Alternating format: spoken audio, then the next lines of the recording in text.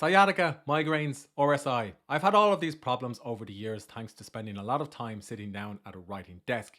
I was able to solve these problems through exercise and also through the help of a physical therapist. But when I started getting into exercise like long distance running and swimming, I also found it had some fantastic benefits for the creative process. Hi there, my name is Brian Collins. Welcome to the Become a Writer Today channel. In this video, I'm going to reveal the science that links exercise with creativity and explain how you can use exercise to improve your writing. And I'm also going to reveal how several authors have done just that. Hope you enjoy the content in this video. If you do, hit thumbs up. And remember to subscribe to the channel if you want more videos just like this. I love a bit of science, and the good news is science is on the side of exercise in creativity. There are multiple research papers that you can find linking the two. Here are two that I found. So the first was published on Scientific Reports in July 2020 by Christian Rominger and these researchers. Basically, they've said that their findings argue for a shared variance between bodily movement, so that could be yoga, running, weightlifting, and creativity. And this will help you come up with more fluent and original ideas. And this variance is largely independent from other activities that someone may do. And this is also backed up by another research paper that I came across, which was published in the Brain Health and Clinical Neuroscience Journal. And you can find it on frontiersin.org. So basically, this particular paper says that acute exercise, so again, running or weightlifting or walking or swimming, may affect both divergent and convergent thinking. Now, if you're not familiar with divergent and convergent thinking, basically divergent thinking describes loose, free-form thinking whereby you come up with a solution to a problem organically. In other words, you could be free writing, engaged in exploratory writing, working on your first draft, or writing from the seat of your pants. If you are and you're feeling blocked, perhaps a little bit of heart raising exercise beforehand could help you with that. On the other hand, convergent thinking describes using deduction, logic, and reason to arrive at a solution to a problem. In other words, you could be editing a manuscript or outlining or reviewing the structure of your book. Whatever your approach, a little bit of exercise in the morning or in the afternoon, because I like to engage in exploratory writing in the morning and editing in the afternoon. A little bit of exercise before either of those activities could make what you're about to do next feel a lot easier, according to these researchers. Research and scientific papers are all well and good, but do writers actually engage in exercise before they write? Well, I found one. His name is David Sedaris, the American essayist. He's a fantastic course on masterclass, which I took some time ago. If you're interested in a masterclass, I have another review of it on this channel that I recommend you check out. And I even feature some of the best masterclass courses for writers and how they can help you. Anyway, on this particular masterclass, and even in interviews that you can find with David Sedaris online, he describes how he walks for 3, 4, and even 5 hours a day, picking up trash in the town in the United Kingdom where he lives. He's picked up so much trash, they've even given him an award for it. But basically, when he's out picking up trash, it gives him time to ruminate and to reflect on some of the essays and the non-fiction that he's writing. And then he'll sit down at his writing desk early the following morning and he'll work on his essay or on his manuscript. The other author that I recommend you check out if you're interested in learning more about the link between exercise and creativity is the Japanese author Haruki Murakami. He's written an entire book on how running several marathons and swimming a lot every year helps his writing and creative process. The book is called What I Talk About When I Talk About Running, and it's a play on an old famous Raymond Carver short story called What We Talk About When We Talk About Love. Now, in this particular book, Haruki describes how he runs several marathons a year and why he does it. And he also links his fondness of running marathons and swimming with his writing process. And in the book, he says things like, being active every day makes it easier to hear that inner voice. In other words, it makes it easier for him to sit down in front of the blank page and write. And he also says, I run in a void, or maybe I should put it the other way. I run in order to acquire a void. And perhaps that void means that when he sits down in front of the blank page, he's less preoccupied with worldly concerns or distractions, and he can focus on his first draft. Now that we've looked at some of the research linking exercise and creativity, and also looked at how it's helped other authors and creatives write, let's talk about the 6 benefits of exercise on creativity. So number 1, exercise can help you focus. Meditation is scientifically proven to aid concentration and improve our memory. And regular meditators are able to focus on a task and are less prone to mood swings. That task could be editing or writing a first draft.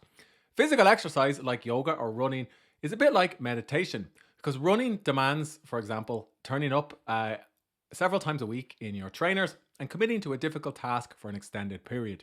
Sound familiar? Writing a book demands turning up in front of the blank page several times a week and working on a difficult task until it's done. So when you cultivate that focus muscle, whether it's through exercise or writing, it'll get easier and easier to reach the end of your workout or the end of your manuscript. Number 2, exercise gives your brain a break. A couple of years ago, I was writing a book called The Power of Creativity. I was struggling with a particularly difficult section in the book because it was research driven and I was trying to make it a bit more colourful, but I couldn't quite figure out an introduction for this particular chapter in the book. So I put on a pair of runners and I went for a long run. I was 5 or 6 miles into a run on a nearby trail. And suddenly I thought of a breakthrough for the introduction that I could use. But I was worried I'd forget about this particular breakthrough. So I took out my phone, and while I was standing in the mud and the rain, because I live in Ireland and it was quite wet, I dictated a voice memo to myself. And as I was dictating the voice memo to myself, a woman came around the corner walking her dog. I must have been quite the sight because she looked shocked to see some Irish guy standing there in his running shorts shouting into his phone about creativity. But the fact is that when you're engaged in aerobic exercise like running, yoga, weightlifting, walking, swimming, whatever it is, your subconscious can continue to work on whatever you were writing that morning or a couple of hours ago. And you'll often find that when you finished your workout, you can sit down in front of the blank page and you'll immediately have thought of a solution, even though you weren't actually staring at the screen and staring at that flashing cursor. Number 3, exercise teaches persistence. A couple of years ago, I was taking part in a half marathon. It was one of my first half marathons and I was a bit nervous. So when I was standing at the start line, I asked a more experienced runner for advice. And she turned to me and she said, "Brian, just keep on going." And that was great advice because about 8 miles into the run, my legs started to get tired and I had a pain in my ankle. But I remember this advice popped to the front of my mind and I said to myself, if I just keep on going to the next lamppost, to the next car, to the next corner, I'll get to the end. And I did manage to get to the end. And it was only through doing this consistently that I was able to learn the persistence that long distance runners need. Look, take a note from Haruki Murakami, who says, "Exerting yourself to the fullest within your individual limits. That's the essence of running and a metaphor for life, and for me, for writing as well." When you're working on a book, it can be a multi-month endeavor. You can be excited at the start of writing your book, but then 2 or 3 weeks in, you can say to yourself, "Man, this is going to take such a long time. I'm never going to reach the end. Why did I start something that's going to take months?" That's when you need to persist. That's when you need to keep on going. That's when you need to say to yourself, "Look, I just need to work on this a little bit every day to get to the next word count, to get to the next chapter, and to get to the next section or act in my book." And that's something that you can learn through exercise and through consistent writing. Number 4, it's ideal for combating stress and other physical ailments. A couple of years ago, I was working a full-time job as a copywriter for a British software company. So I was sitting at my desk basically for 7 or 8 hours trying to write copy that would sell products and services for this company. I was delighted because I was getting paid to write, but I also wanted to write my own thing and start become a writer today. So I was writing blog posts for an hour or 2 in the morning before work. That was a long time to spend sitting at a desk. And then I was surprised to get sciatica, whereby a pain would shoot from the top of my shoulder all the way down to my foot.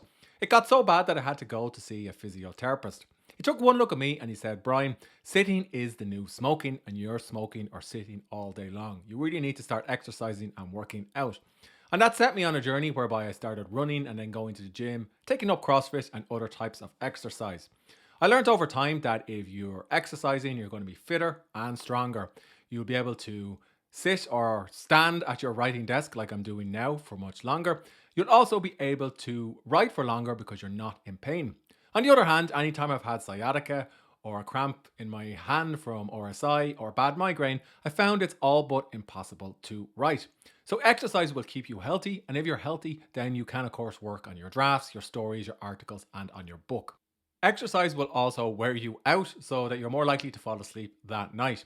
Then you'll get a good night's restorative sleep. Your subconscious could continue working on your creative projects and you'll get up the next morning full of energy and ideas.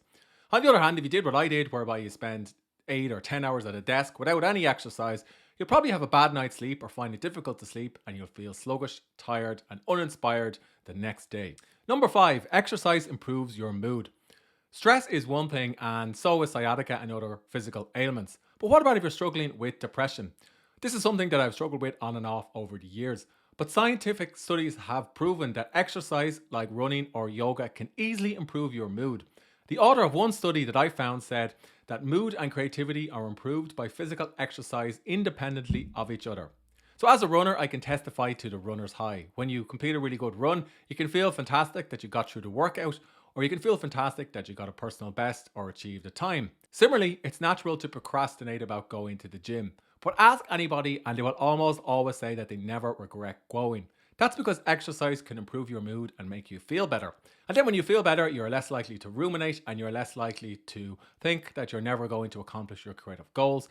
And you're more likely to sit down and to work on your manuscripts and on your book. Improving your mood can make the writing feel easier and more effortless and help you get into that state of creative flow that writers need. Number 6, exercise encourages clear thinking. As I mentioned previously, various research papers have linked exercise with convergent and divergent thinking. I don't know about you, but sometimes when I'm working on a first draft, I will be a couple of thousand words in and I won't be able to see where it's going. It's only when I go for some sort of workout that I'll be able to think of a solution. It's kind of like the equivalent of getting into the shower and thinking of an idea for something that you're working on or struggling with and saying to yourself, why didn't I think of that sooner? Similarly, when you're out for a run or some other type of workout, you may immediately start to see a problem in your writing business or in your creative business that you hadn't thought of previously. For example, when I was a freelance writer years ago, I spent a long time working with one particular client. And it was only when I was in the gym one day I realised that I had no more clients lined up and that when this particular project came to an end, I wouldn't be able to pay the bills.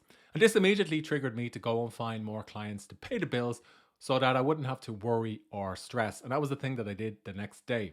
As you can see, physical exercise builds up the strength that you need to keep on writing, but it also cultivates some mental skills that you need too, like focus and persistence.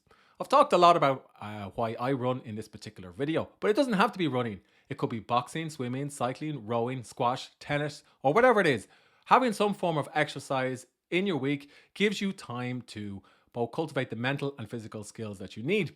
And also, as writers, we often spend a lot of time alone in rooms like this. So it also gives you an opportunity to connect with the wider world. And then, of course, you can use those experiences as source material for your work. So the next time you're facing a creative problem or writer's block, instead of sitting at your computer screen trying to work through it, go for a long walk, go for a run, get your heart rate up. If you need to, bring a notepad with you or your phone or a dictaphone and capture ideas as they arise. Chances are the writing will feel a lot easier when you sit back down at your desk.